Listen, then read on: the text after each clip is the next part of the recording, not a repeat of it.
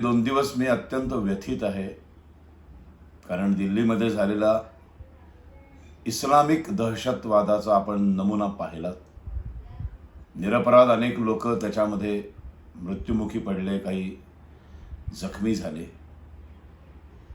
त्याच्या आधी 2 दिवस गुजरातमध्ये सायनाइड म्हणजे विष, त्या सायनाइडच्या 600 पट तीव्रता असलेला एक द्रव पदार्थ काही मुसलमानांनी बनवला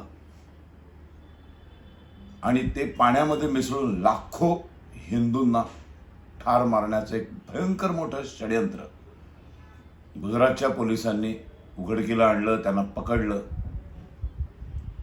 लगेच दिल्लीमध्ये मोठा बॉम्बलास्ट झाला. हे सगळं बघितल्यानंतर मला सावरकरांची वाक्य आठवतात, डॉक्टर बाबासाहेब आंबेडकरांची वाक्य आठवतात. सावरकर हिंदूंना आपल्या जाती विसरून एकजूट होण्याची जी शिकवण देत होते, सातत्याने सांगत होते. सावरकर सातत्याने सांगत होते की हिंदू राष्ट्र आहे, इथल्या बहुसंख्याकांचा सन्मान हा व्हायलाच पाहिजे. इथले